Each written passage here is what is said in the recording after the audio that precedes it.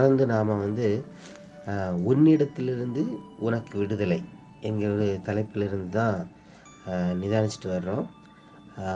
இன்னைக்கு நினைக்கிறேன் 5வது வாரமாக நாம் இதை நிதானிக்கிறோம். உன்னிடத்திலிருந்து உனக்கு விடுதலை. பொதுவாகவே இந்த தலைப்பே நிறைய பேருக்கு புதுசாக தெரியும். ஏன்னா ஒவ்வொரு மனிதனும் தான் விடுதலை ஆகணும்னா அதுக்கு காரணம் பலவிதமான சூழ்நிலைகள் தான் தான் விடுதலையான ஒரு வாழ்வை வாழ முடியாதபடி தடுத்து கொண்டிருக்கிறது. பலவிதமான எனது எதிர்மறையான காரியங்கள் தான் நான் ஒரு நல்ல ஒரு வாழ்க்கை வாழ்வதற்கு தடையாக இருக்குது அப்படின்னு நினச்சிட்டு இருக்கிறாப்புல. ஆனால் உண்மையிலே ஒரு விடுதலையான வாழ்வை, ஒரு மெய்யான வாழ்வை வாழ்வதற்கு எது தடை என்று தீர நம்ம ஆராயும் பொழுது, மனிதன் எதெல்லாம் எனக்கு தடை என்று எண்ணுகிறானோ, ஒரு விடுதலையான ஒரு சமாதானமான வாழ்வு எதெல்லாம் தடை என்று எண்ணுகிறானோ அது எல்லாவற்றையும் தெய்வம் மாற்றி போட்டார். இயேசு கிறிஸ்து மாற்றி போட்டுட்டாரு. ஆனாலும் அந்த மனிதனால் அந்த மெய்யான வாழ்வை, மெய்யான விடுதலையை அவனால் அனுபவிக்க முடியலை. ஒவ்வொரு நாளும் அவனுக்கு பிரச்சனைகள் வருகிறது, ஒவ்வொரு நாளும் போராட்டங்கள் வருகிறது. மனிதன் தான் ஒரு நல்ல வாழ்க்கை வாழ்ந்து கொண்டிருந்தாலும் சூழ்நிலைகள் அவனுக்கு எதிராகும் பொழுது அவன் விரும்புகிற அந்த விடுதலை, சமாதானம், இளைப்பாறுதல் அது அவனுக்கு மிஸ் ஆகுது. ஸோ இதுக்கு காரணம் அப்படி என்னன்னு மனிதனை அவனே ஆராயும் பொழுது அந்த மனிதன் என்ன நினைக்கிறான்னா, நான் இந்த மெய்யான வாழ்க்கை வாழ்வதற்கு தடை என்னுடைய பாவம், இல்லைன்னா சாபங்கள், இல்லைன்னா சூழ்நிலைகள், எதிரான சூழ்நிலைகள், இந்த சமுதாயம், இல்லை நான் இந்த குடும்பத்தில் பிறந்ததுனால நான் என்னால் விடுதலையான ஒரு வாழ்வை வாழ முடியலை, இல்லைன்னா நான் படிக்காததுனால, இல்லை எனக்கு பணம் இல்லாததுனால, பொருளாதார சூழ்நிலைகள் நான் எதிர்பார்த்தபடி இல்லாததுனால, எனக்கு வேலை இல்லாததுனால, இப்படி ஒவ்வொரு மனிதனும் அவன் வாழ்கின்ற சூழ்நிலைகளை பொறுத்து பலவிதமாக அவன் சொல்லிக்கொண்டே இருக்கிறான். ஒவ்வொரு காரணங்களை சொல்லிட்டு இருக்கிறான். நான் ஒரு மெய்யான சமாதானமான ஒரு விடுதலையான வாழ்க்கை வாழ்கிறதுக்கு இதுதான் தடையாக இருக்குது அப்படின்னு அவன் சொல்கிறான். ஸோ ஆனால் உண்மையிலே அதுதான் அவனுக்கு தடையாக இருக்குதா அப்படின்னு பார்த்தா, ஆமாம், எனக்கு இதுதான் தடை என்று அந்த மனிதன் சொல்லுகிறான். ஓகே, அந்த தடை அவனுக்கு மாறினாலும், அவன் எதிர்பார்க்கிற அந்த தடை, அவன் நினச்சிட்டு இருக்கிறான், எனக்கு பணம் தான் தடையாக இருக்குது, இல்லை வேலை தான் எனக்கு தடையாக இருக்குது, இல்லை குடும்ப சூழ்நிலைகள் தான் தடையாக இருக்குதுன்னு மனிதன் நினைக்கிற அந்த காரியங்கள் அவனுக்கு மாறினாலும், பணம் தான் எனக்கு பிரச்சனைன்னு சொல்கிறவனுக்கு பணம் கிடைத்தாலும், இல்லை வியாதி தான் எனக்கு பிரச்சனைன்னு சொல்கிறவங்களுக்கு வியாதி மாறினாலும், சூழ்நிலைகள் தான் எனக்கு எப்பொழுதுமே போராட்டமாக இருக்கிறது என்று சொல்கிறவனுக்கு சூழ்நிலைகள் மாறினாலும் அவனால் மெய்யான சமாதானமான வாழ்க்கை வாழ முடியுதான்னா அதுவும் முடியலை. அதற்கு எடுத்துக்காட்டாக நிறைய காரியங்களை நம்ம கண்ணு முன்னாலே பார்க்கலாம். நாம் நினைக்கிறோம் பணம் மட்டும் இருந்தால் நான் மெய்யான வாழ்க்கை வாழ்ந்துடலாம் அப்படின்னு நினைக்கிறோம். ஆனால் இன்னொரு மனிதன்ட்டு பார்த்தானா அவன் எதிர்பார்க்கறதை காட்டும் அதிகமான பணம் அவனுக்கு இருக்குது. ஆனால் அவனிடத்தில் தனிப்பட்ட விதத்தில் பேசினா அந்த பணம் ஒருபோதும் அவனுக்கு சமாதானத்தை கொடுக்கிறதாக இல்லை சரீர சுகம்தான் ஒரு மெய்யான விடுதலை, அந்த சுகம் மட்டும் கிடைச்சிருந்தானா இன்னும் நல்லா இருந்திருக்கும் அப்படின்னு எதிர்பார்க்கிற ஒரு மனிதன் பூரண சுகத்துடன் இருக்கக்கூடிய ஒரு மனிதனிடம் போய் உண்மையிலே நீ சமாதானமாக வாழ்கிறாயா அப்படின்னு கேட்டானா இல்லையே. ஆமாம், நான் சரீர சுகமாக இருக்கிறேன், நான் ஆரோக்கியமாக இருக்கிறேன், அதனால் நான் சமாதானமாக வாழ்கிறேன்னு சொல்லுவான்னு எதிர்பார்த்தா அப்படியும் கிடையாது.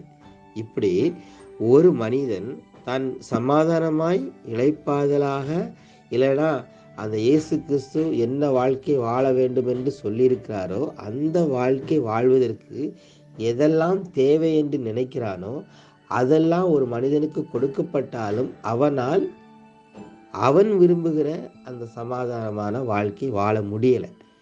ஸோ ஏன் இந்த நிலை மனிதனுக்கு உண்டாகிறது? உண்மையிலே அப்படி இந்த பூமியில் வாழும் பொழுது ஒரு போராட்டத்தின் மத்தியில், ஏன்னா பொதுவாக கிறிஸ்தவர்கள் சொல்லுவாங்க இல்லையா, ஒரு போராட்டம் தான் வாழ்க்கையே ஒரு போர்க்களம் வாழ்ந்துதான் பார்க்கணும் அப்படின்னு சொல்கிறது மாதிரி நல்லதொரு போராட்டத்தை போராடினேன், ஓட்டத்தை முடித்தேன்னு பவுல் சொல்றது மாதிரி, ஆவிக்கும் மாம்சத்துக்கும் எப்பொழுதும் ஒன்றுக்கொன்று விரோதமாக இருக்கிறது. அதனால ஆவி மாம்சத்துக்கு விரோதமாகவும் மாம்சம் ஆவிக்கு விரோதமாகவும் இருக்குது. அதனால போராட்டம் இருக்கிறது என்று வசனத்தில் சொல்லப்பட்டிருக்கிறது மாதிரி போராடி கொண்டுதான் ஒரு மனிதன் வாழ வேண்டுமா? இதுதான் கேள்வி. போராடி கொண்டுதான் ஒரு மனிதன் வாழ வேண்டுமா? உண்மையில அப்படிப்பட்ட ஒரு வாழ்க்கையை தான் தெய்வம் இந்த பூமியில ஒரு மனிதனுக்கு கொடுத்திருக்கிறாரா அப்படின்னு கேட்டா, அப்படி இருக்குமா அப்படின்னு கொஞ்சம் நம்ம சிந்திச்சு பார்த்தாலே, போராட்டங்கள் கிடையாது என்று அல்ல, ஆனால் இந்த போராட்டங்களோடு இல்லைன்னா பிரச்சனைகள் கிடையாது என்றல்ல, ஆனால் இந்த பிரச்சனைகளோடு ஒரு மனிதன் போராடி கொண்டுதான் வாழ வேண்டிய ஒரு நிர்பந்தம் ஒரு மனிதனுக்கு கிடையாது. நல்லா புரிஞ்சுக்கோங்க.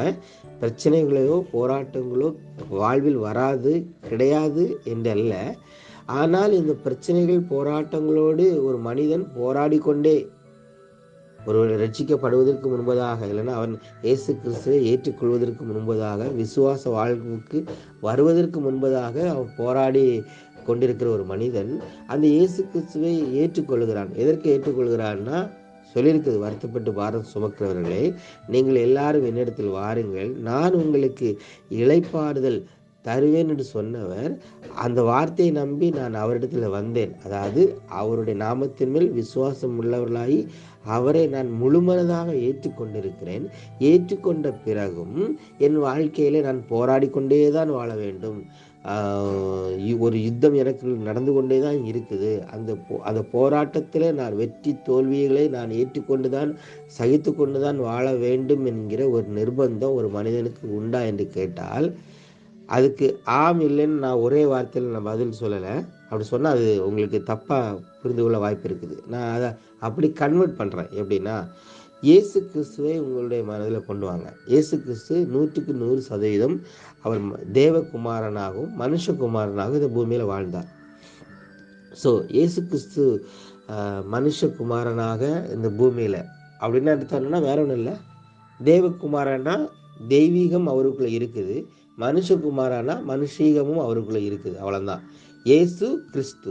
இயேசு என்றால் மனுஷீகத்தையும், கிறிஸ்து என்றால் தெய்வீகத்தையும் குறிப்பிடுது. ஸோ நமக்கு ஒரு மாடல், இயேசு கிறிஸ்துக்குள்ளாக எப்படி தெய்வீகமும் மனுஷீகமும் 100% இருந்ததோ அதே போலதான் எனக்குள்ளாகவும் உங்களுக்குள்ளாகவும் இருக்குது. 100% நீங்களும் தேவகுமாரனாகவும் மனுஷகுமாரனாகவும் இருக்கிறீங்க. ஓகேங்களா?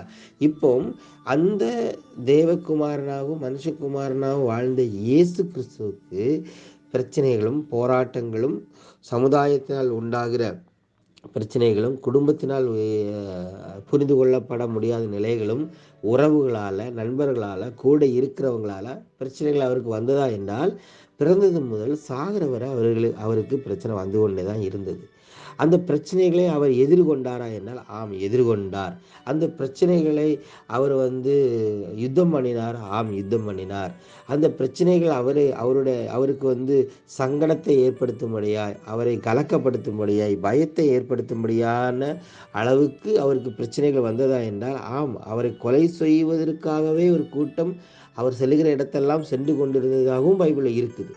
ஸோ இவ்வளோ பிரச்சனைகள் இருந்த அந்த இயேசு கிறிஸ்து, அதனால் அந்த மனுஷகுமாரன் எந்த பிரச்சனைகளையும் பார்த்து அவர் சோர்ந்து போய், ஐயோ எனக்கு என்னுடைய வாழ்க்கையே ஒரு போர்க்களம் தான், இதை எப்படியாவது வாழ்ந்து எப்படியாவது இந்த ஓட்டத்தை முடிச்சே ஆகணும், எனக்குன்னு ஒரு தேவ நோக்கம் வைக்கப்பட்டிருக்கிறது, எனக்கென்று ஒரு தெய்வீக சித்தம் இருக்கிறது, அந்த சித்தத்தை எப்படியாவது எப்பாடுபட்டாவது கஷ்டப்பட்டாவது நான் செய்து நிறைவேற்றணும் என்கிற ஒரு சலிப்போடு கூட, ஒரு பயத்தோடு கூட, எந்த நேரம் எனக்கு என்ன நடக்கும்னு தெரில, யார் எங்கேருந்து கல்லை வீசி கொல்லுவாங்கன்னு தெரில, எப்பொழுது நான் பேசுகிற வார்த்தையே நோட் பண்ணி அதில் ஏதாவது மிஸ்டேக் இருக்குதான்னு கண்டுபிடிச்சி அதை வச்சு ஒரு பெரிய பஞ்சாயத்து பண்ணி என்னை நீதி சாணத்துக்கு முன்னால் நிறுத்த போகிறாங்களோ தெரியலை என்கிற ஒரு கலக்கத்தோடு, ஒரு பயத்தோடு, பதட்டத்தோடு இயேசு கிறிஸ்து வாழ்ந்தாரா அப்படின்னு ஒரு கேள்வி வச்சோன்னா நிச்சயமாக இல்லை.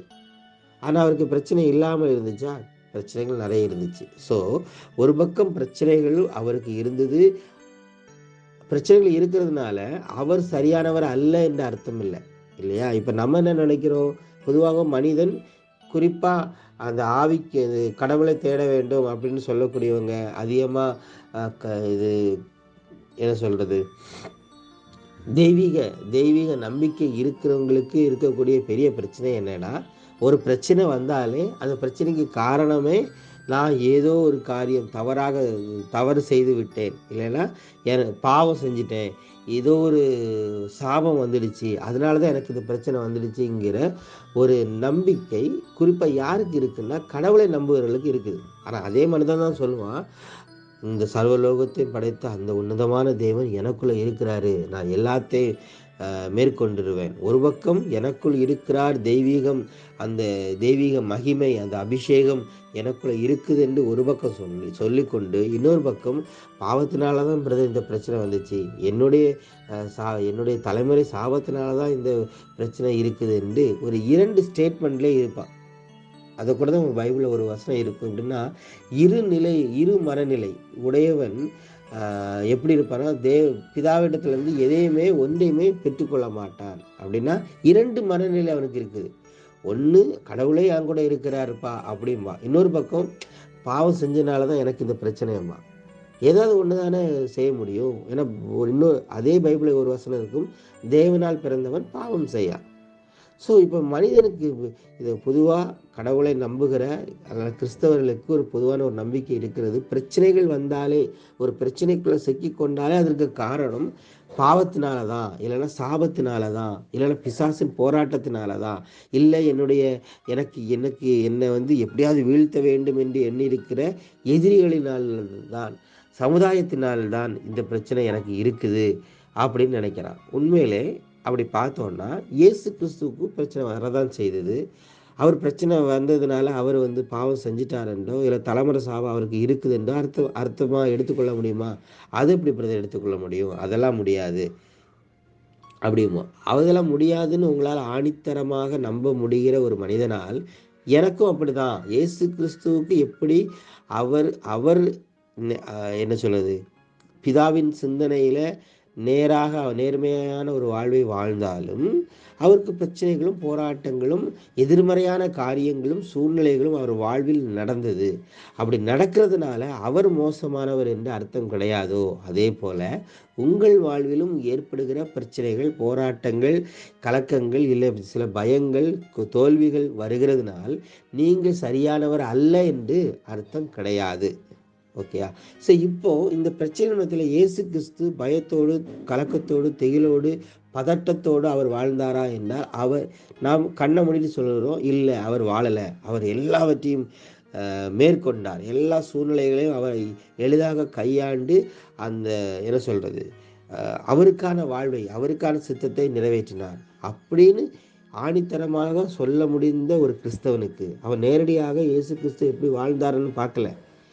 இல்லை, இயேசு கிறிஸ்து வாழ்ந்த இடங்களுக்கு சென்று இல்லைன்னா அதை தரிசனத்தில் பார்த்து இயேசு கிறிஸ்து ஒவ்வொரு சூழ்நிலையும், ஒவ்வொரு பிரச்சனையும் இப்படி தான் மேற்கொண்டாருன்னு கண்ணால் பார்த்த எந்த இதுவும் கிடையாது. பைபிளில் எழுதியிருக்கிறது அதை தான் நம்புகிறான். அதை நம்பி அவன் என்ன சொல்கிறான்னா, இயேசு கிறிஸ்து எல்லாவற்றையும் மேற்கொண்டு ஜெயமாக அவரால் வாழ முடிந்தது, அதை நான் நம்புகிறேன், விசுவாசிக்கிறேன் சொல்லக்கூடிய ஒரு கிறிஸ்தவனால் உன்னாலேயும் அப்படி வாழ முடியும் என்று சொன்னால் அவனால் ஏற்றுக்கொள்ள முடியலை. அங்கதான் பிரச்சனையே. உன்னாலேயும் அப்படி எல்லா பிரச்சனைகளையும் மேற்கொண்டு, எல்லா சூழ்நிலைகளையும் மேற்கொண்டு, உனக்கு எதிராக வரக்கூடிய எந்த ஒரு அக்கினி அஸ்திரங்களாக இருந்தாலும் கிறிஸ்துவின் சிந்தனையினால் எல்லாவற்றையும் மேற்கொண்டு ஒரு வெற்றியுள்ள, இல்லைன்னா தேவ சித்தமுள்ள, தேவன் விரும்புகிற ஒரு தெய்வீக வாழ்க்கையை உன்னால் வாழ முடியும் என்று சொன்னால் அதை அவனால் ஏற்றுக்கொள்ள முடியவில்லை, நம்ப முடியவில்லை.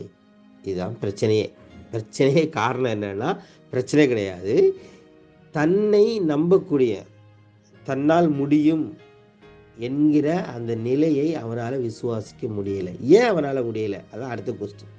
ஏன் ஒரு மனிதன் இல்லைன்னா இப்படி சொல்லலாம், மனிதன் சொல்லக்கூடிய இடத்துல இப்படி வச்சுக்கோங்களேன், ஒரு கிறிஸ்தவன் வச்சுக்கோங்க, ஒரு கிறிஸ்தவன் ஏன் தன்னை முழுமையாக அவனால் நம்ப முடியலை அப்படின்னா பைபிள் நிறைய இருக்குது. தன்னை நம்புறோன்னா இப்போ அது தன்னம்பிக்கையை போதிக்கிறது, இல்லைன்னா தன்னுடைய சுயபலத்தை நம்புகிறது. நான் அதை சொல்லலை, சுயபலத்தை நம்பக்கூடிய நிலையே நான் சொல்லலை.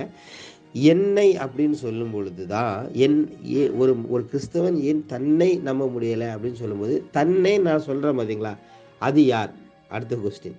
அதைத்தான் நான் போன வாரம் முழுவதும் பேசினேன்.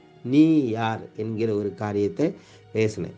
அந்த ஒரு காரியத்தை நம்ம தெளிவாக புரிஞ்சிட்டோம்னு வைங்களேன், உண்மையிலே எப்படி சொல்கிறது, கிறிஸ்தவர்கள் அவங்க வாழ்வில் இருக்கக்கூடிய 99 பிரச்சனைகளை அசால்ட்டாக எளிதாக அவனால் கையாள முடியும். அதுக்கு ஒரே ஒரு காரணம் என்னென்னா, அவன் யார் என்பதை அவன் அறிய வேண்டும். இயேசு கிறிஸ்து அவர் வாழ்வில் வந்த எல்லா பிரச்சனைகளையும் அவர் எளிதாக கையாளுவதற்கு காரணம் அவர் யார் என்பது அவருக்கு தெரியும். அவரை குறித்து நிறைய பேர் சொன்னாங்க, அவரை குறித்து நண்பர்களும் சொன்னாங்க, அவரை குறித்து பரிசேயர்களும் யூதர்களும் யூத மார்க்கத்தாரும் அவரை குறித்து நிறைய நெகட்டிவான காரியங்களையும் சொன்னாங்க. ஆனால் அவரோ எதை தான் அவர் நம்பினார், எதை விசுவாசித்தார், எதை தான் என்று நம்பினார் அப்படின்னா, அவருக்கு என்ன கொடுக்கப்பட்டதோ அதுதான் ஒவ்வொரு இடத்துல சொல்லுவார். பிதா என்ன சொல்ல சித்தமாக இருக்கிறாரோ அதைத்தான் நான் சொல்லுவேன்.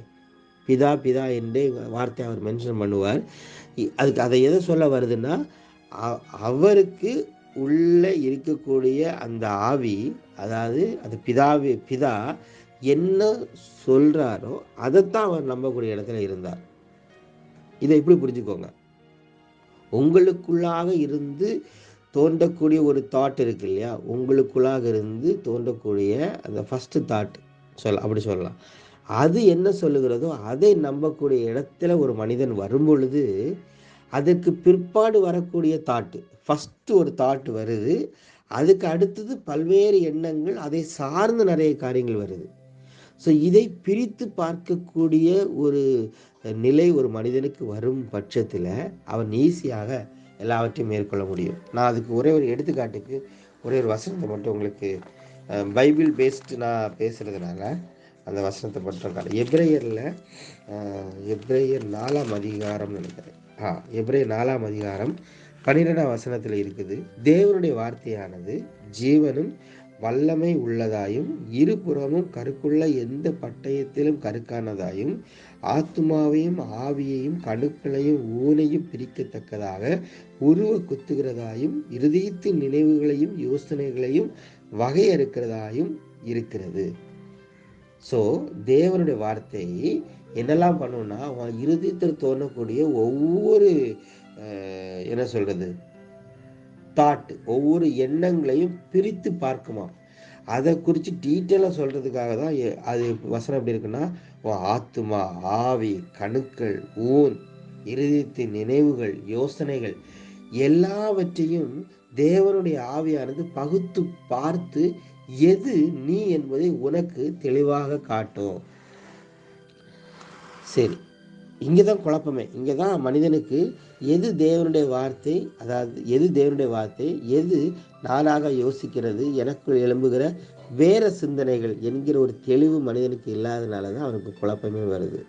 ஸோ எது தேவனுடைய வார்த்தை என்று சொல்லும் பொழுது அடுத்த ஒரு கொஸ்டின், தேவனுடைய வார்த்தை இல்லையா, அந்த தேவன் என்று சொல்லக்கூடிய மனிதன் சொல்றான் இல்லையா தேவன்னு, அந்த தேவன் எங்கே இருக்கிறாரு, என்ன செய்கிறாரு, அடுத்த கொஸ்டின்.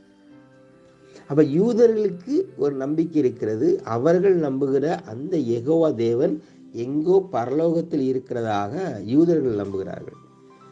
யூதர்களுக்கு முன்னாடி மனிதர்கள் வாழ்ந்தாங்க இல்லையா. இப்போ யூதர்னா ஆபிரகாம் காலத்துல தான் யூதர்கள் என்கிற ஒரு நிலை ஏற்பட்டது. ஆபிரகாமுக்கு முன்னாடி மனிதர்கள் வாழ்ந்தாங்க.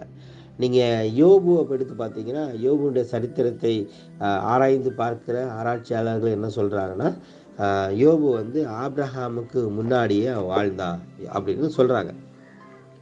அந்த ஆபிரகாமுக்கு முன்னாடி வாழ்ந்த அந்த யோபுவுக்கு ஒரு சிந்தை இருக்குது. எப்படின்னா, ஒரு தாட் இருக்குது. என்னன்னா,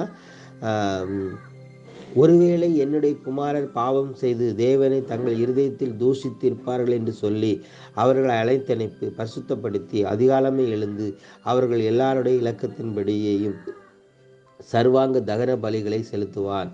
இந்த பிரகாரம் யோபு அந்நாட்களில் எல்லாம் செய்து வருவார். கொஸ்டின் என்னன்னா, அப்ரஹாமுக்கு முன்னாடியே யோபு பலிகள் எல்லாம் செலுத்துறானா? கொஞ்சம் யோசிச்சு பாருங்க. யோபு பலிகளை செலுத்தணும், தேவன் கோபப்பட்டுருவாரு. என்னுடைய பாவத்தை பார்த்தா, என்னுடைய பிள்ளைகளுடைய குமாரனுடைய பாவத்தை பார்த்து தேவன் கோபப்பட்டு அவங்க அழிச்சிடக்கூடாது, அதனால ஒரு சர்வாங்க தகன பலியை செலுத்த வேண்டும் என்கிற அந்த எண்ணம் யோபுக்கு எப்படி வந்துச்சு? புரியுதா உங்களுக்கு நான் சொல்றது? அந்த எண்ணம் யோபுக்கு எப்படி இருந்துச்சு? சும்மா அப்படி பைபிளில் வசனத்தை அப்படி படிக்கிறதல்ல. அந்த பைபிள் வசனத்தை படிக்கும்போது நீங்கள் யோசிக்கணும். ஏன்னா உங்களுக்கு அந்த ஆவியானவர் இருக்கிறார் இல்லையா? நீங்கள் யோசிக்கணும். நீங்கள் யோசிக்கும் பொழுது தான் உங்களுக்கு அது தெளிவு உண்டாகும். பொதுவாக கிறிஸ்தவர்களுக்கு இருக்கக்கூடிய ஒரு பெரிய பிரச்சனையே என்னன்னா, யோசிக்கிறதும் கிடையாது, சிந்திக்கிறதும் கிடையாது. எதையுமே அப்படியே நம்பணும், அப்படிதான் சொல்லி கொடுக்குறாங்க. ஊழியர்களும் அப்படிதான். நீ அப்படி கேள்வி கேட்கக்கூடாது, தேவனுடைய வார்த்தை அது அப்படியே நீ நம்பணும், அது அப்படியே நீ நம்பினாதான் உனக்கு அது நடக்கும். எப்படி நம்ப முடியும்? ஒரு நம்பிக்கை எப்படி வரும்? உனக்கு தெளிவு இருந்தால் தான் நம்பிக்கையே வரும், அப்படி தானே? இங்கே இருக்கக்கூடிய ஒவ்வொருவரையும் எனக்கு தெரியும், ஒவ்வொருவர் மேலும் எனக்கு நம்பிக்கை இருக்கிறது. அந்த நம்பிக்கை எதன் அடிப்படையில் இருக்குதுன்னா, ஒவ்வொருவரையும் நான் அறிந்திருக்கிறேன், நான் தனித்தனியாக பழகி இருக்கிறேன். அந்த பழக்கத்தின் அடிப்படையில் நான் அவர்களை அறிந்திருக்கிறேன். அந்த அறிகிற அறிவு தான் எனக்கு ஒரு நம்பிக்கை கொடுக்குது. அதை விட்டுட்டு ஒவ்வொரு நாளும் எழும்பி நான் உங்களை நம்புகிறேன், நான் உங்களை நம்புகிறேன், நான் உங்களை விசுவாசிக்கிறேன், நீங்கள் ரொம்ப நல்லவங்க தான், நான் உங்களை விசுவாசிக்கிறேன்னு சொல்கிறதுனால நம்பிக்கை வர்றது மாதிரி ஒன்று தோணும். ஆனால் அது நம்பிக்கையும் கிடையாது, விசுவாசம் கிடையாது. அந்த நம்பிக்கை விசுவாசம் எப்போ வரும்னா, ஒருவரை அறியும் பொழுது தான் வரும். அந்த அறிகிற அறிவு தான் இன்னைக்கு இல்லை.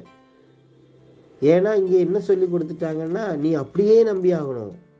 இவனும் என்ன பண்ணுறான்னா, அப்படியே நம்புறேன்னு சொல்லிட்டு இருதயத்தில் 1000 கேள்விகள் இருக்கும், 1000 குழப்பங்கள் இருக்கும், 1000 சந்தேகங்கள் இருக்கும். ஆனால் அதன் மத்தியில் எப்படி நம்பணும் பிரதர்?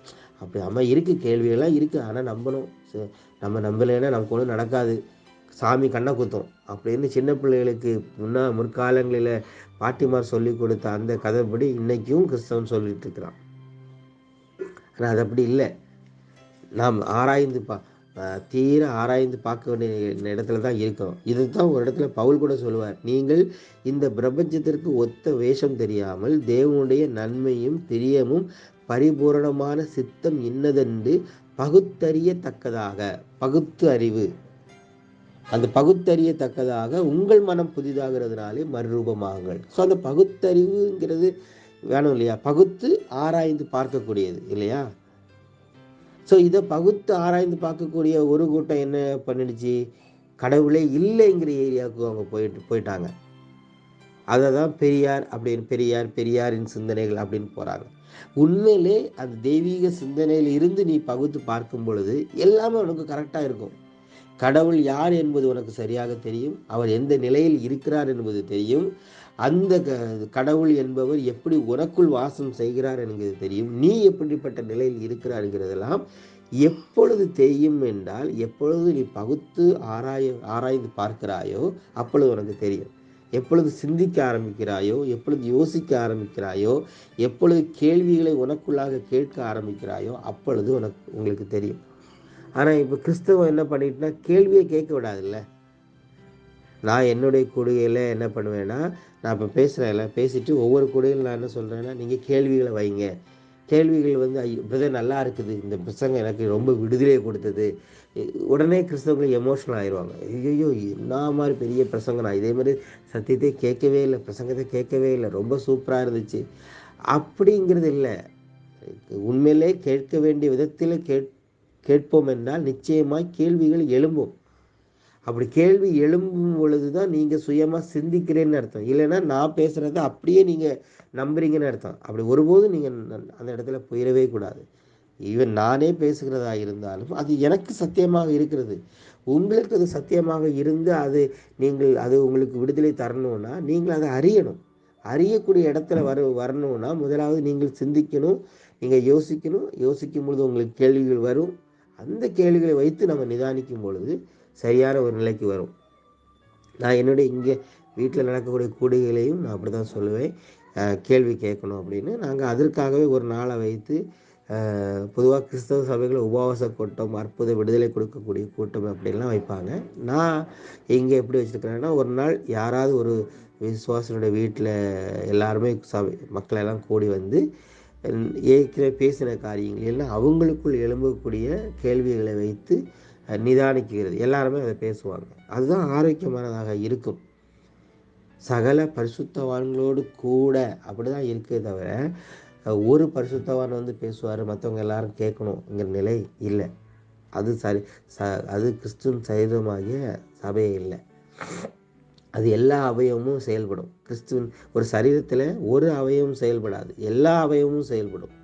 ஒரு அவயவம் மட்டும் மூளையிலிருந்து செய்தியை வாங்கி எல்லா அவயத்தும் கொடுக்காது. எல்லா அவயவமும் டைரக்டாக மூளையோட கணக்கில் இருக்கும். அதே மாதிரி விசுவாசிகள், ஆத்துமாக்கள் என்று சொல்லக்கூடிய அந்த அவயவங்கள் கிறிஸ்து என்கிற அந்த தலையோடு இணைக்கப்பட்டிருக்கும்.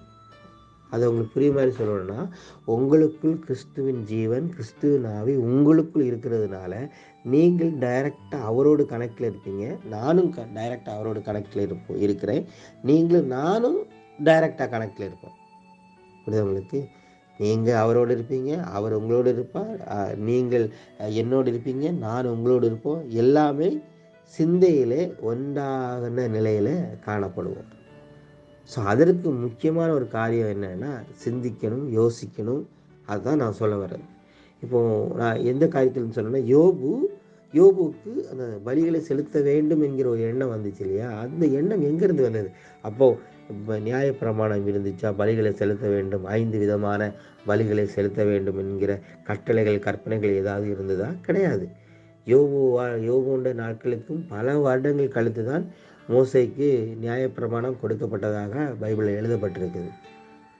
அந்த பைபிளில் தான் சொல்லப்பட்டிருக்குது, 5 விதமான பலிகளை குறித்து சொல்லப்பட்டிருக்கிறது. ஆனால் இது எதற்குமே சம்பந்தம் இல்லாத எத்தனையோ ஆண்டுகளுக்கு முன்பதாக வாழ்ந்து யோபு பலிகளை செலுத்தினான் இல்லையா? அந்த பலிகளை செலுத்த வேண்டும், பலிகளை செலுத்தினாதான், அந்த இரத்தத்தை கொடுத்தாதான் விடுதலை கிடைக்கும், சமாதானம் கிடைக்கும், என் பிள்ளைகள் காப்பாற்றப்படுவாங்க என்கிற ஒரு எண்ணம் யோபுவுக்கு எப்படி வந்தது அப்படின்னு கொஸ்டின் போட்டிங்கன்னா, யோபுவிலிருந்து இன்னும் ரிவர்ஸ் கேர் போட்டு போட்டிங்கன்னா முதல் மனிதன் அப்படின்னு போகலாம். ஸோ அந்த முதல் மனிதன் படைக்கப்படும் பொழுது இப்படிப்பட்ட சிந்தையோடு படைக்கப்பட்டானா? நீங்கள் முதல் மனிதன் அப்படின்னு பார்க்க, அந்த மனிதனத்தில் போய் கடவுள் உங்கள் கூடால பேசணுன்னா நீங்கள் பலி செலுத்தணும் பிரதர் அப்படின்னு ஆதாம்கிட்ட போய் சொன்னாங்கன்னா அவனுக்கு எப்படி இருக்கும்? அவனுக்கு அந்த கேள்வியே புரியாது. பலி செலுத்தணுமா? கடவுளா? எதுக்கு நான் பேசணும்? ஏன்னா அவன் அந்த கடவுள் தன்மையை, இறைத்தன்மை, கிறிஸ்துவின் தன்மை, இல்லைன்னா கிறிஸ்துவின் ஜீவன், பல பெயர் கொடுக்கலாம், ஆவியானவர், இது எல்லாமே அவன் எங்கே வச்சு பார்க்குறான்னு வெளியில் பார்க்கவே இல்லை. அவன் தனக்குள்ளே தான் அவன் பார்க்குறான் இல்லையா? இதை நீங்கள் போன வாரத்துள்ள ஒரு செய்தியை கேட்கும்போது இன்னும் உங்களுக்கு தெளிவாக தெரியும். கண்டிப்பாக போன வாரம் உள்ள செய்தியை கேட்டிங்கன்னா அது வந்து இன்னும் குழப்பத்துக்குள்ளே தான் கொண்டு போகும். அது கேட்ட உடனே புரிஞ்சுட்டு அப்படின்னு சொன்னாலே எனக்கு அது புரிஞ்சால் எனக்கு ரொம்ப சந்தோஷம். கேள்வியே இல்லை பிரதர் அப்படின்னு சொன்னால் எனக்கு ரொம்ப சந்தோஷம் தான். ஆனால் உண்மையிலே புரிஞ்சிருக்குமாங்கிறது எனக்கு ஒரு கேள்வி. ஏன்னா அது அவ்வளவுக்கு என்ன சொல்லுது, மொத்த கிறிஸ்தவமே நம்புகிற ஒரு நம்பிக்கைக்கு எதிராக உள்ள ஒரு காரியத்தை தான் நான் பேசியிருக்கிறேன். ஆதியிலே வார்த்தை இருந்தது அப்படின்னு சொல்லும் பொழுது, இந்த உலகம் படைக்கப்படுவதற்கு முன்பதாகவே கிறிஸ்து இருந்தார், ஜீவன் இருந்தது, வார்த்தை இருந்தது. அதே போல் உலகம் தோன்றுவதற்கு முன்பதாக நீங்களும் நானும் இருந்தோம். ஸோ ஆதியிலே வார்த்தை இருந்தது. வார்த்தைன்னா நீங்கள் புரிஞ்சுக்கொள்ள கடவுள் இருந்தார் அப்படின்னு வச்சுக்கோங்களேன். ஆதியிலே கடவுள் இருந்தால் ஆதியிலே நீங்களும் இருந்தீங்க. அப்போ நீங்களும் கடவுளும் தனித்தனியாக இருந்தீங்களான்னு கேட்டால் கிடையாது. நீங்களும் கடவுளும் ஒன்றாக இருந்தீங்க. இப்போது ஆதியிலே வார்த்தை இருந்தது என்று சொன்னாலும் அது நீங்கள் தான், ஆதியிலே நீங்கள் இருந்து சொன்னாலும் அது வார்த்தை தான். ரெண்டும் வெவ்வேறு கிடையாது. அது அது எப்படி நீங்கள் புரிஞ்சுக்கிறீங்கன்னு தெரியாது. ரெண்டு வெவ்வேறு கிடையாது, ஒன்று தான். அங்கே இரண்டு நிலைங்கிறதே கிடையாது. அதை எனது ஆதியிலே கடவுள் இருந்தார். அப்போ அந்த உலகம் படைக்கிறதுக்கு முன்பதாக கடவுள் இருந்தார். ஆமாம், நானும் இருந்தேன். அப்போ கடவுள் நான், இங்கே ரெண்டு தன்மை இருக்குல்ல, அந்த ரெண்டு தன்மையே கிடையாது. அங்கே ஒரே ஒரு தன்மை தான் இங்கே இருக்கிறது. அந்த தன்மை என்னன்னா தெய்வீகம், தெய்வத்துவம், கர்த்தத்துவம், கிறிஸ்து, ஜீவன் அப்படின்னு சொல்லலாம். அது ஜீவனுக்குள்ளே பார்த்தீங்கன்னா உங்களை பார்க்க முடியாது. ஏன்னா நீங்கள் தான் அந்த ஜீவனாகவே இருக்கீங்க. ஒரே தன்மையில் இருக்குது. இது ஆவியிலே புரிந்து கொள்ளக்கூடிய ஒரு காரியம். அந்த ஒரே தன்மையில் இருக்கக்கூடிய அந்த தெய்வீகம் இப்பொழுது பூமியில் வருது. பூமியில் வரும் பொழுது அதற்கு ஒரு சரீரம் கொடுக்கப்படுகிறது. இல்லைன்னா சரீரத்தை அது எடுத்துக்கொள்கிறது. சரீரம் எடுத்து இந்த பூமிக்கு வருது. ஆதியிலே உலகம் தோன்றுவதற்கு முன்பதாக இருந்த அந்த தெய்வீகம் பூமிக்கு வருகிறது. பூமிக்கு வரும் பொழுது அது ஒரு சரீரத்தை எடுத்து பூமிக்கு வருது. இப்போ பூமிக்கு வரும் பொழுது சரீரமாக ஒரு தெய்வீகம் இருக்கிறது. சரீரமாக ஒரு தெய்வீக மனிதன் இருக்கிறான்.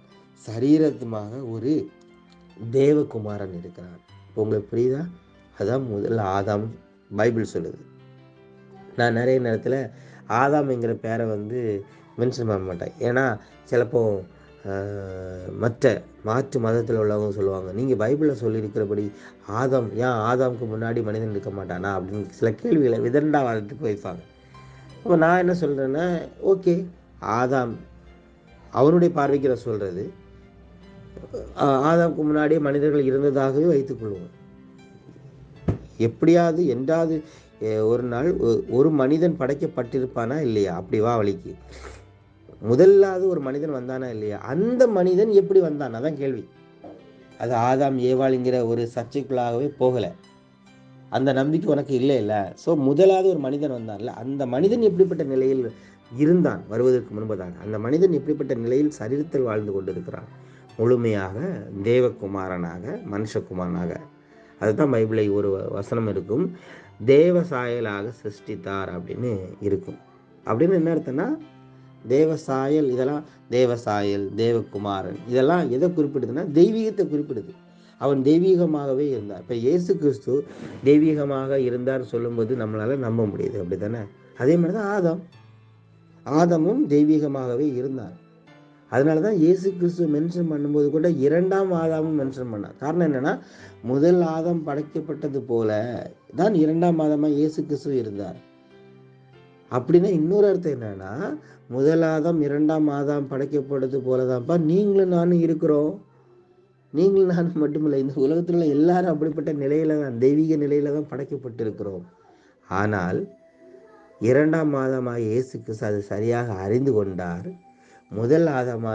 முதல் மனிதனாகிய ஆதாம் அதை சரியாக உணராமல் தோற்று போனார். அதுதான் மேட்டர்.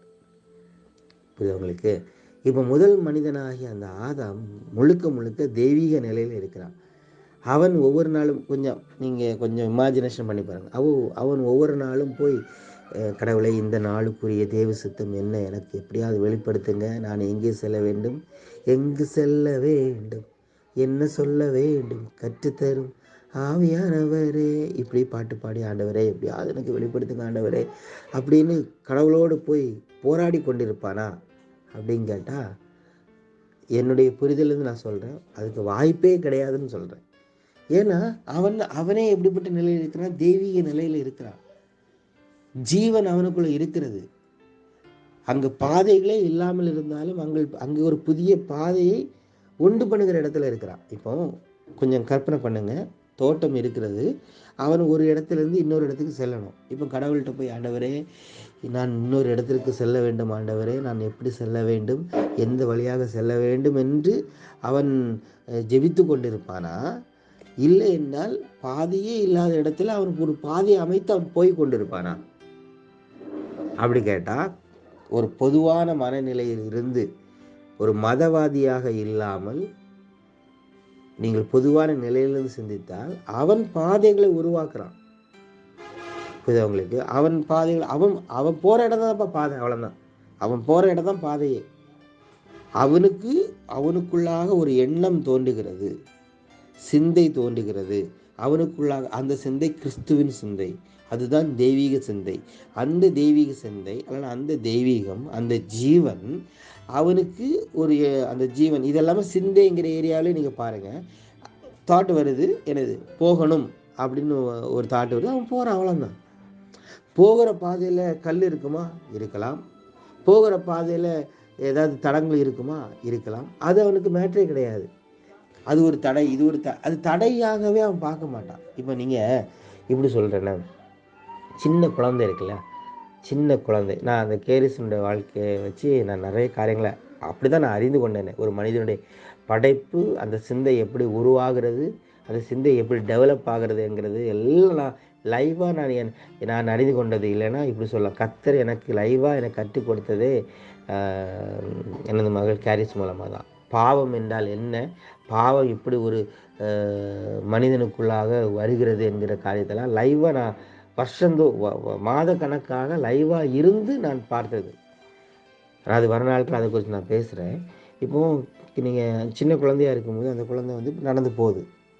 அதற்குள்ளாக எந்த பயமோ கலக்கமோ எதுவுமே கிடையாது. அது நடந்து போகணும்னு தோணுது.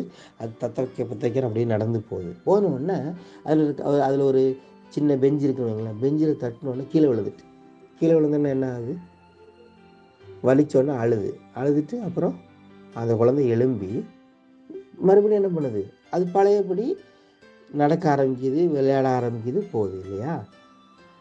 இப்போது அந்த குழந்தை நடக்குது, கீழே விழுது, எழும்புது. அது நடக்க வேண்டிய நேரத்தில் நடக்கக்கூடிய பலன் அதற்குள்ளே இருக்குது. கீழே விழும் பொழுது எழும்பக்கூடிய பலனும் அதற்குள்ளாக இன்பில்டடாக இருக்குது, படைப்பிலே இருக்குது. புரிஞ்சுக்கோங்க சரியா. குழந்தை கீழே விழுந்த உடனே ஐயோ ஆண்டவரே நான் எழும்ப வேண்டும், ஆண்டவரே என்னை எப்படியாவது எழுப்புவீரா. இன்றைக்கி எல்லாரும் அப்படி தான் ஜெபம் பண்ணிகிட்டு இருக்கிறாங்க. அதெல்லாம் எவ்வளோ முட்டாள்தனமான காரியம் தெரியுமா. ஏன்னா அவனுக்கு அவனை பற்றி தெரியல.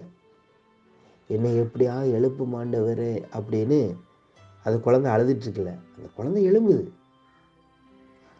குழந்தை எழும்புது. இப்போ ஒரு கேள்வி வரும், எழும்ப முடியாதபடிக்கு பிரதர் கீழே விழுந்தா எப்படி? எழும்புறதுக்கு அப்பா இருக்காரு, அவ்வளோதான். Simple matter.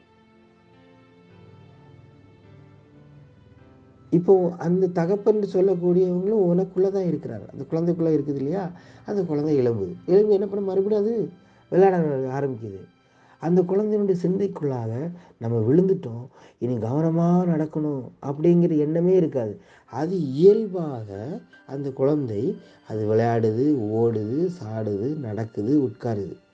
இப்போ பேரண்ட்ஸ் நாம் என்ன பண்ணுறோன்னா, கீழே விழாமல் நடப்பது எப்படி அப்படின்னு ஒன்று சொல்லி கொடுக்குறோம். இங்கே தான் மதம் என்கிறது ஸ்டார்ட் ஆகுது. எப்படி கீழே விழாமல் நடப்பது எப்படி, அந்த குழந்தைய அப்படி கவனமாக நடக்கணும்னு சொல்லி நீங்கள் இன்றைக்கி இருக்கிற பேரண்ட்ஸை பார்த்தீங்கன்னா, குழந்தைய பாதுகாக்கிறோம், கவனமாக வளர்க்குறோன்னு சொல்லி குழந்தையை இயல்பாகவே வாழ விடாமல், குழந்தை இயல்பாக சிந்திக்க விடாதபடிக்கு, குழந்தை இயல்பாக பேச விடாதபடிக்கு, அது இயல்பாக அது பேசுதுன்னு வைங்களேன். அது பேசுதுன்னா 4 பேர் பேசுகிற வார்த்தையில் கேட்டு தான் பேசுது. அந்த வார்த்தையோட அர்த்தம் கூட அந்த குழந்தைக்கு எதுவுமே தெரியாது. அது சொன்னால் கூட புரியாது, அது வேறு விஷயம். ஆனால் அந்த குழந்தைக்கு நீ நல்ல வார்த்தையை பேசணும், அந்த வார்த்தையை பேசணும்னு நாம் பிரித்து கொடுத்து இப்படி பேசணும், அப்படி பேசணும், எல்லா காரியத்தையும் வெளியிலேருந்து ஒன்றே புகுத்தி கொண்டே இருக்கும். இப்போ அந்த குழந்தைக்கு யோசிக்கக்கூடாது. அது குழந்தை கேட்கும், ஏமா இது இப்படி அப்படி கேள்வி கேட்டக்கூடாது, உனக்கு என்ன அந்த கேள்வி அப்படிலாம் கேட்கக்கூடாது. அப்படி அதை மட்டம் தட்டி அதற்குள்ளாக எழும்பக்கூடிய கேள்வி இப்போது அந்த கேள்வி எதனால் வருதுன்னா, அது சுயமாக சிந்திக்கன்னு அர்த்தம். சுயமாக சிந்திக்கக்கூடிய அந்த ஆற்றலை சின்ன வயசுலேயே என்ன பண்ணிடுது, அந்த நரம்பை கட் பண்ணுற அளவுக்கு பேரண்ட்ஸ் நடக்கிறாங்க. அப்படியே அது ஸ்கூலுக்கு போனால், ஸ்கூலில் அதுக்கு மேலே நாங்கள் நல்லது சொல்லிக் கொடுக்குறோன்னு ஸ்கூலில் சொல்லிக் கொடுக்குற காரியங்களை பார்த்தீங்கன்னா, உலகம் அது நல்லதுன்னு சொல்லுது. ஆனால் என்னுடைய பார்வையில் அது நல்லதில்லை. அந்த குழந்தைகளை இயல்பாகவே வாழ விடலை. நான் போன வாரத்தில் ஒரு மீம்ஸ் ஒன்று பார்த்தேன். எப்படின்னா, குழந்தையாக இருக்கும் பொழுதுலாம் சொல்லுவாங்க, நல்லா படி நல்லா இரு, நல்லவனா இரு, அப்படி இரு இப்படி இரு, அதனால் அப்படி இருந்தால் தான் நீ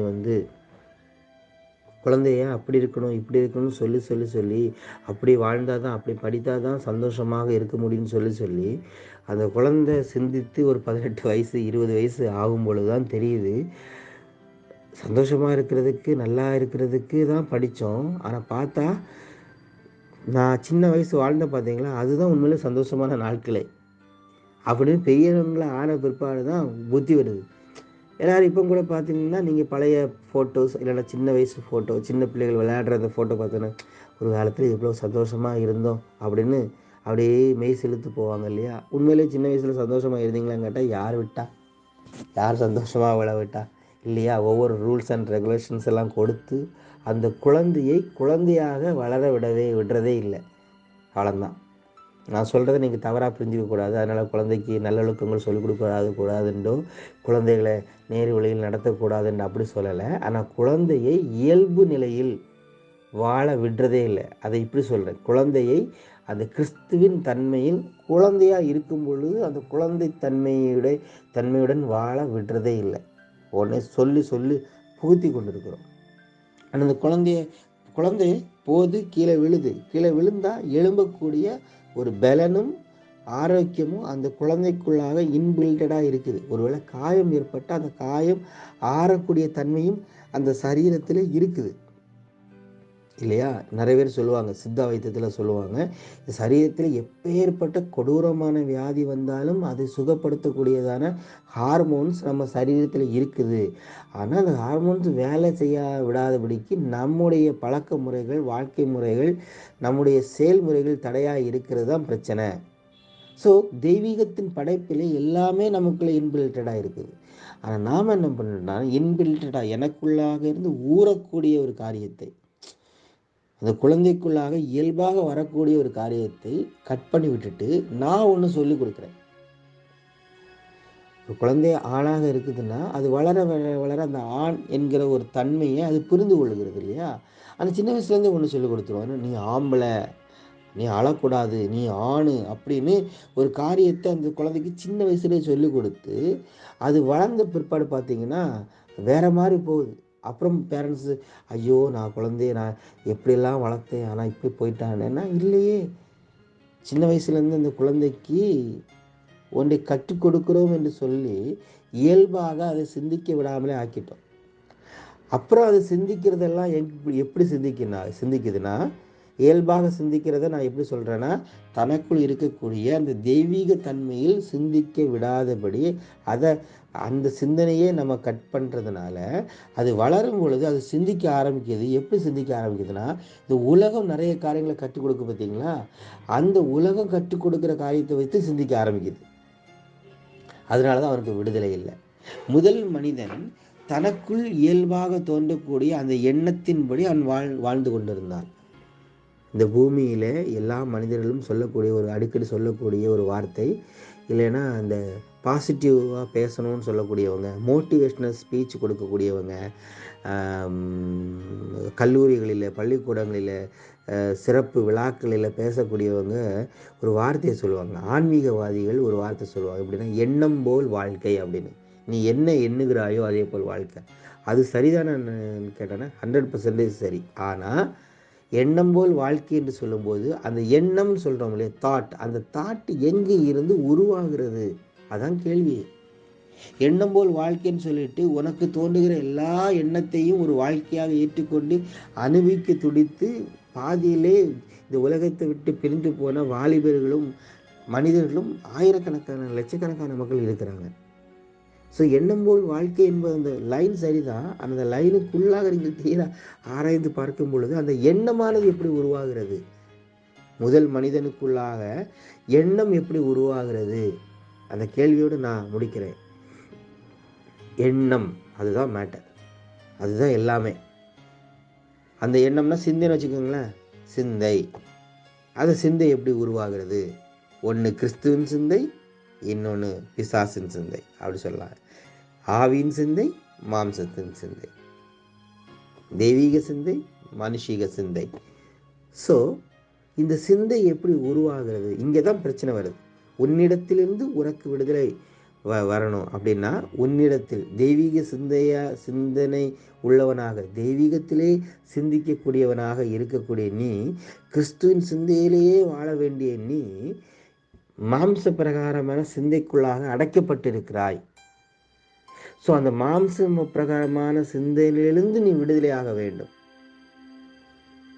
நீ விடுதலை ஆவதற்கு என்ன நினச்சிட்டு இருக்கிறேன்னா, எனக்கு வேற இடத்துல சூழ்நிலைகள் எதிராக இருக்கிறதுனால தான், இல்லை நான் நம்புகிற மக்கள், நண்பர்கள், உறவுகள், வேலை பார்க்குற இடத்துல இவங்க தான் எனக்கு என்னுடைய விடுதலையை தடுக்கிறாங்க, என்னுடைய ஆசீர்வாதத்தை தடுக்கிறாங்க, அப்படின்னு நினைத்து கொண்டிருக்கிற கிடையவே கிடையாது. உன்னுடைய ஆசீர்வாதத்தை தடுப்பதற்கு அவங்க 1000 செய்யலாம், செய்ததில் அவங்க சாதித்தும் போகலாம். ஆனால் அது ஒரு நாளும் உன்னுடைய விடுதலையை, உன்னுடைய சமாதானத்தை குலைக்காது. எப்போ அது குலையும் என்றால், எப்பொழுது உனக்குள்ளாக ஒரு சிந்தனைகள், தவறான சிந்தனைகள் தோன்றுகிறதோ அந்த தவறான சிந்தனைகளுக்குள்ளாக நீ அகப்பட்டு கொள்ளுகிறாய். அப்படின்னு என்ன அர்த்தம்? தவறான சிந்தனைகளுக்குள்ளாக தெய்வீக சிந்தனை அகப்பட்டு கொள்கிறது. இந்த தெய்வீக சிந்தனையை நீ இயக்க ஆரம்பிச்சிட்டேன்னா, இந்த தெய்வீக சிந்தனை தவறான சிந்தனைகள் எது என்பதை அழகாக பகுத்து பார்த்து உனக்கு வெளிப்படுத்தும். அப்பொழுது நீ ஃப்ரீயாக உன்னால் என்ன பண்ண முடியும்? வாழ முடியும். இதைத்தான் நான் எபிரேயரில் 4ஆம் அதிகாரத்து 12ஆம் வசனத்தில் வாசித்தேன். தேவனுடைய வார்த்தையானது ஆவியாயும் ஜீவனாயும் இருக்கிறது. அதாவது உனக்குள் தோன்றக்கூடிய அந்த எண்ணம் இல்லைன்னா நீ ஆவியாயும் ஜீவனாயும் இருக்கிறாய். அந்த ஆவியாயும் ஜீவனாயும் இருக்கக்கூடிய ஆவி மனிதனுக்குள்ளாக தோன்றக்கூடிய அந்த சிந்தை ஆவியாக இருக்கிறது. அது இப்போ என்ன ஆயிடுச்சுன்னா மாம்ச சிந்தைக்குள்ள அகப்பட்டு இருக்கிறதுனால இப்போ என்ன ஆயிடுது? குழப்பம் வருது, கேள்விகள் வருது. ஏன்னா ஆயிரக்கணக்கான ஒரு மனிதனுக்குள்ள எத்தனை சிந்தை வருது? நான் ஒரு இதில் பார்க்கும் பொழுது ஒரு நிமிடத்துக்கு நினைக்கிறேன் 60,000 எண்ணங்கள் வருதான். பலவிதமான எண்ணங்கள் வருது. அப்போ ஒவ்வொரு எண்ணங்களையும் பார்க்கும் பொழுது ஒவ்வொரு சிந்தனைகளும் எனக்குள்ளே தானே வருது. எல்லாமே என்னுடைய மைண்டில் தாட்ஸ் வருது இல்லையா? அதுதானே எனக்கு பயமுறுத்துது. ஒரு பயம் எனக்கு எப்படி உருவாகுது? ஒரு கலக்கம் எப்படி உருவாகுது? ஒரு படபடப்பு எப்படி உருவாகிறது? அப்படின்னா அதில் 98% 9% எதுன்னா என்னுடைய சிந்தை தான் இல்லையா? அந்த சிந்தை மாறும் பொழுது பயமும் திகிலும் எனக்குள் உருவாகிறது. அது சரீரத்தையும் பாதிக்கிறது. அப்புறம் பாதிக்கப்பட்ட சரீரத்திலிருந்து சிந்தை உருவாகிறது. இப்போ எவ்வளோ ட்ராஜடியான ஒரு இடத்துல நம்ம இருக்கிறோம் பாருங்க. இப்படி மாறி மாறி சிந்தனைகள், பல்வேறு சிந்தனைகள் எனக்குள் உருவாகிறது. பல்வேறு சிந்தனைகள், நூற்றுக்கணக்கான சிந்தனைகள் எனக்குள் உருவாகும் பொழுது எனக்குள் எண்ணக்கூடிய அந்த நான் இருக்குங்க, நான் தெய்வீகமாகத்தான் இருக்கிறேன், அதில் மாற்று கருத்தே கிடையாது. தெய்வீகமாக இருக்கக்கூடிய எனக்குள் ஒரு சிந்தனை எழும்புகிறது. அந்த சிந்தனை அடிபட்டு போயிடுது, அப்படியே அமைங்கிறது. மேலே பல்வேறு சிந்தனைகள் இருக்குது. எடுத்துக்காட்டு சொல்லணும்னா, பூமியின் அடியில் நல்ல தெளிந்த தண்ணீர் இருக்கிறது. ஆனால் மேலே ஃபுல்லாக மண் அசிங்கமாக இருக்கிறதுனால, மண் ரொம்ப மோசமாக இருக்கிறதுனால கீழே உள்ள பூமிக்கு அடியில் இருக்கக்கூடிய தண்ணி மோசமானது என்ற அர்த்தம் கிடையாது. தண்ணீர் சுத்தமானது தான், ஆனால் மேலே மண் இருக்குது. அதே மாதிரி தவறான எண்ணங்கள், தவறான சிந்தனைகள், போராட்டங்கள், கலக்கங்கள், பதட்டங்கள், வேதனைகள், இதெல்லாம் சிந்தை ரீதியானது. அங்கலாய்ப்புகள், குழப்பங்கள், கேள்விகள், இவைகளெல்லாம் இருக்கிறதுனால நீ மோசமானவன் என்பது அர்த்தம் கிடையாது. நீ எப்படி சொல்லலாம்? நீ நீதிமான் தான், நீதான் அப்படி சொல்லலாமா? நீதான், நீயாகத்தான் இருக்கிற. பூமிக்கு அடியில் இருக்கிற தண்ணீர் தண்ணீராகத்தான் இருக்கிறது. ஒருபோதும் அந்த தண்ணீருடைய சுவை மேலே இருக்கிற அந்த மண் மாற்றவே மாற்றாது. அதே மாதிரி உனக்குள் எழும்புகிற பல்வேறு விதமான தவறான சிந்தனைகள் இருக்கிறதுனால, அந்த தவறான சிந்தனைகளினால நீ மோசமானவன் என்பது அர்த்தம் கிடையாது. எப்போ அது மாறுதுன்னா, என்னைக்கு நீ மோசமானவன் என்று நீ நம்ப ஆரம்பிக்கிறாயோ, நீ சரியில்லை என்று நீ நம்ப ஆரம்பிக்கிறாயோ, என் வாழ்க்கையே இப்படிதான் அப்படின்னு நீ உன்னை என்னைக்கு நினைக்க ஆரம்பிக்கிற, அன்னைக்கு அவுட்டு. இப்போ கொஞ்சம் யோசிச்சு பாருங்க. உங்களுக்கு வெளியில எவ்வளவு எதிரிகள் இருக்கிறதாக நீங்கள் எண்ணிக்கொள்ளலாம். மனிதர்களாக இருக்கலாம், பிசாசாக இருக்கலாம், சூழ்நிலைகளாக இருக்கலாம். எது உங்களுக்கு எதிர்மறையாக இருந்தாலும் அது உனக்கு எதிரியும் கிடையாது, பிரச்சனையும் கிடையாது. அதன் மூலமாக உருவாகக்கூடிய சிந்தனைகள், 1000 சிந்தனைகள் உனக்குள் எழும்பலாம். எழும்பக்கூடாதுன்னு சொல்லலை, எழும்பும். அப்படியே எழும்பினாலும் நீ யாராக இருக்கிறாய் என்பதை சரியாக அறிந்து கொண்டாயானால் நீ கிறிஸ்துவின் ஜீவனாக இருக்கிறாய், நீ தெய்வீக தன்மையில் இருக்கிறாய், இறைத்தன்மையில் இருக்கிறாய், பர்ஃபெக்டா நீ இருக்கிறாய் என்பதை சரியாக அறிந்திருப்பாயானால் இந்த எண்ணங்கள் எல்லாவற்றையும் உன்னால் என்ன பண்ண முடியும்னா மாற்ற முடியும், ஜெயிக்க முடியும், ஓவர் கம் பண்ண முடியும். அப்படி ஓவர் கம் பண்ணிட்டேன்னா ஃப்ரீயாக உன்னால் இயல்பாக வாழ முடியும். விடுதலையாக வாழ்கிறது, சமாதானமாக வாழ்கிறதுனா ஏதோ ரொம்ப பிரபாண்டமாக நீங்கள் ஒரு கற்பனைக்குள்ளே போக வேண்டாம். ஏன்னா கிறிஸ்தவம் எல்லாவற்றையும் கற்பனை உலகத்துக்குள்ளே கொண்டு போய் வேறு மாதிரி யோசிக்க ஆரம்பிச்சிச்சு. ஆனால் சாதாரணது, அதாவது இது சமாதானம் சந்தோஷம்னா இயல்பான ஒரு வாழ்வு, அவ்வளோதான். அந்த இயல்பான வாழ்வுக்குள்ளாக அற்புதங்கள் அற்புதங்கள் அடையாளங்கள் என்ன வேணாலும் இருக்கும். மெடிக்கல் மிராக்கிள் எல்லாம் இருக்கும், எதுவுமே இல்லைன்னு கிடையாது, எல்லாம் இருக்கும். ஆனால் அது எதுவுமே உனக்கு ஆச்சரியமாக இருக்காது. இயல்பாக உன்னுடைய வாழ்க்கையில் நடக்க வேண்டிய காரியங்கள் நடந்து கொண்டே இருக்கும். நீ இயல்பாக இருப்பாய் அப்படின்னு என்ன அர்த்தம்? நீ ஆவிக்குரியவனாக வாழ்ந்து கொண்டிருப்பாய். ஸோ இந்த ஆவிக்குரியவராக வாழ்ந்து கொண்டிருந்த முதல் மனிதன், இல்லைன்னா தெய்வீக சிந்தனையில் இருக்கக்கூடிய இந்த முதல் மனிதன் எப்படி, கிறிஸ்துவின் சிந்தையில் வாழ்ந்து கொண்டிருந்த முதல் மனிதன் எப்படி மாம்சீகமாய் தோன்றக்கூடிய எண்ணங்களுக்குள்ளாய் அகப்பட்டு போனான்? எண்ணங்கள், ஆவின் சிந்தை, மாம்ச சிந்தை, இந்த காரியங்களை நீங்கள் கொஞ்சம் நிதானிங்க. நம்ம அதை குறித்தும் பேசலாம். இதை குறித்து உங்களுக்கு கேள்விகள் இருக்குமானா இதையும் நீங்கள் பர்சனலாக எனக்கு கேள்வியாக வைங்க. நம்ம கண்டினியூவாக இதை குறித்து நிதானிக்கலாம். தேங்க்யூ.